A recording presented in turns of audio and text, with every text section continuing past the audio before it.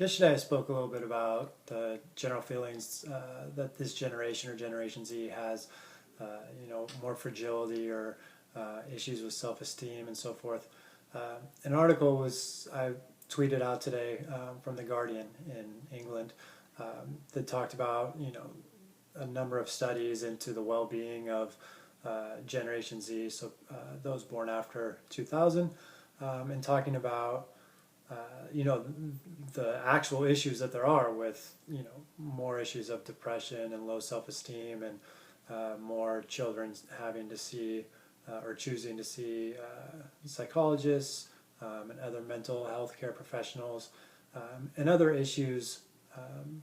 that affect children and their development in and outside of sports.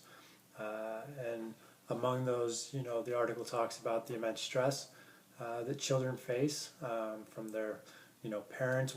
being worried about their future success and finances and so forth, and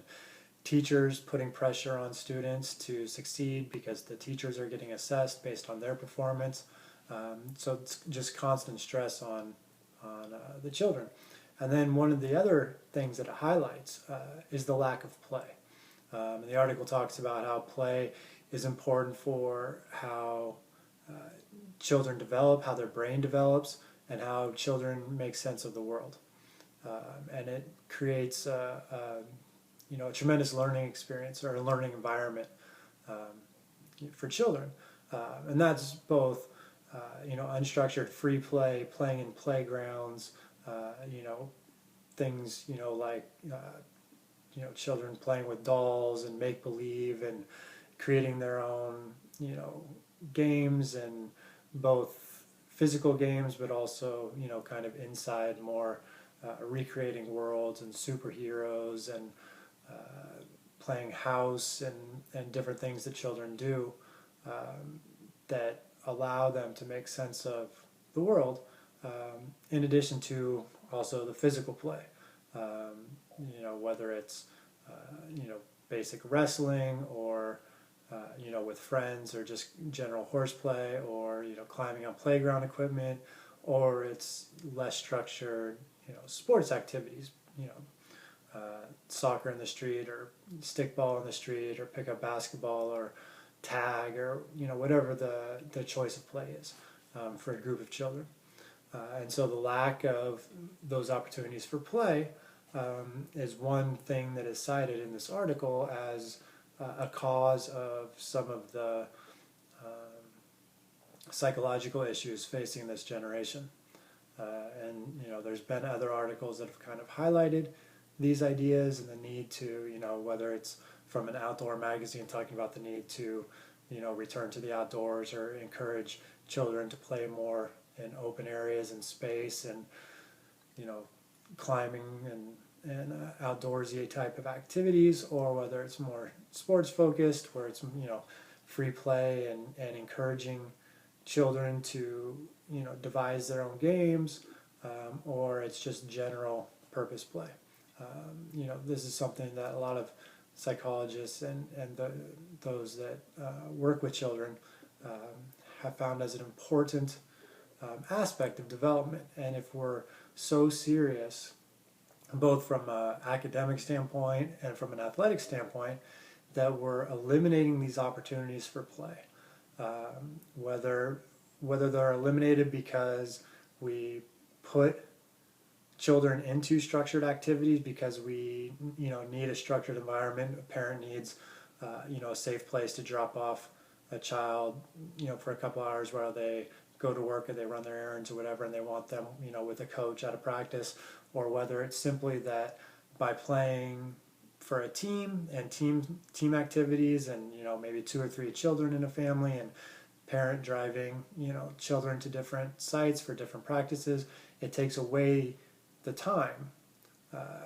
that could be spent in more unstructured activities. Whatever the cause, whatever the reasons, it is affecting the development of children negatively. I even remember when I was young, when my sister had softball practice or a softball game, I would go, and then I would just go and play on the playground, play basketball with whatever other brothers and sisters showed up, typical, whatever brothers showed up, we would just play our own game, of 1-on-1 or 2-on-2 or 21 or whatever we would play. And so that was, 2 hours of just messing around on our own. We were kind of in a safe environment because there were a bunch of adults and, people around at a big park where, there were like 6 softball fields going.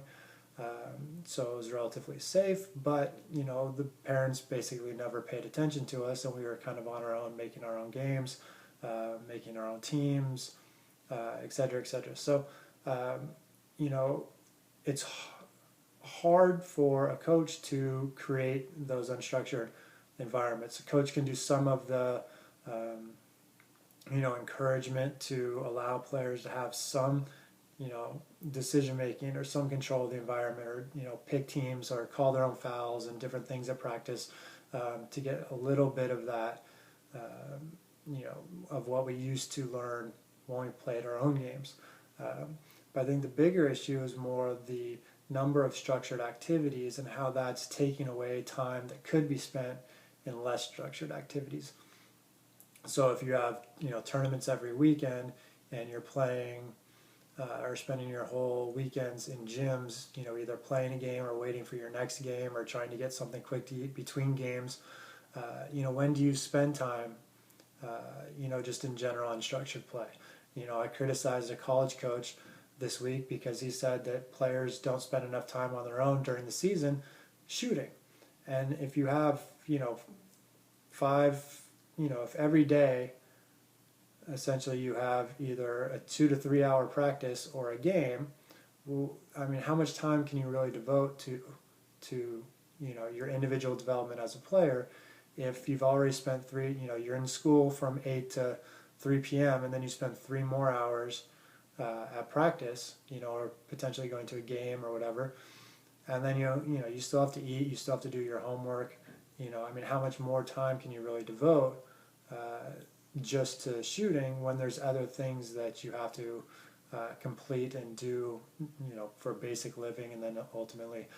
to also be successful in school. It's somewhat unrealistic to expect players to go to a 3 hour practice and say, well, they didn't get enough skill development. They should be doing more. That's kind of what the 3 hours should be intended for. So, these structured activities, I think, it's not that they're the sole cause of the lack of unstructured play, although in some cases they are, but in a lot of respects, I think it's more that because of the time commitment involved in being in structured teams, there's less time available for kids to play on their own. And then when young children are put into structured activities at younger and younger ages, there's less time for young children to learn how to play on their own. One of the things that I hear from coaches is, well, I tried to let my players, have open gym, but they don't know what to do. They've never been in charge of their own environment. And so when everything is set up as a play date or, organized sports from, 4 years old, and so children have never devised their own games, have never gone and found a group of kids in the neighborhood to play with and created a game and so forth. Then when they get into their, late, adolescent years, they may not be equipped to play on their own. They may have the opportunity, they may have more time, they may be able to get there. They may be allowed to walk,